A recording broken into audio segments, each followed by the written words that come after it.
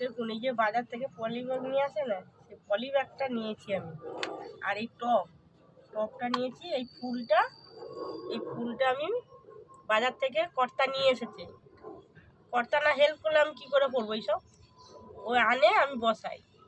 যাই হোক, এই যে পলি ব্যাগটা নিয়ে এসেছে, এই বাজারে ছেঁড়া বলে আমি ফেলিনি, টবের মধ্যে দিয়ে দিচ্ছি। কোনো জিনিস ফেললাম না, যেগুলো মাটি হবে না সেগুলো। এবার খোলা দিচ্ছি, এই যে এই খোলাগুলো দিতে হবে মুখের কাছে দিয়ে। এবার আমি মাটি দেবো, মাটি আর গোবর সার মিশিয়ে নিয়েছি, মিশিয়ে নিয়ে এর মধ্যে দিয়ে দিচ্ছি।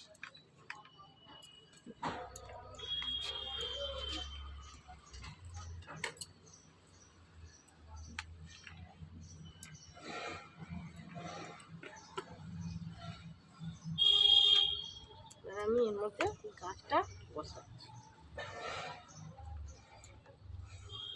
চেপে চেপে এবার ভালো করে আমি বসাবো।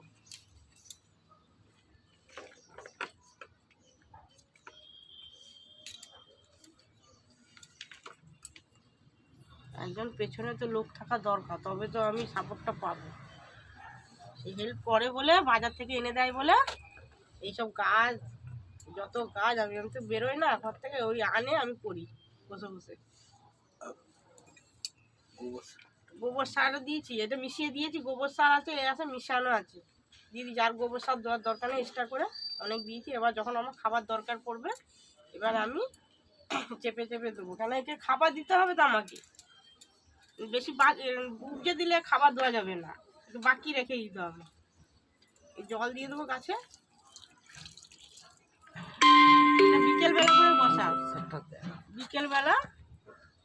বিকেলবেলা করে গোবর সারটা আপনারা দেখেছেন? দেখাই, এই যে এইরকম গোবর সার, এই শুকিয়ে আমি রেখেছি এই গাছে। গোবর সার এটা শুকাতে হবে, একবার ঝুনো করে শুকোতে হবে। রস থাকলে গাছে সেই গাছ ভালো হবে না, বাজে হবে। কিন্তু গোবরটা পোকামাকড়ের জন্য তো ওষুধ কি দিই, পোকামাকড় এই গোবরটাকে অ্যাকচুয়ালি একবারে শুকনো রস না যদি না থাকে ভালো, আর যদি থাকে পোকামাকড় হয়ে যাবে। আর সেই জন্য ভালো করে শুকিয়ে দিলে গাছে বেশি পোকামাকড় হবে। এই গাছে জল দিয়ে দিই, এবার কাজে বাস করে রাখে।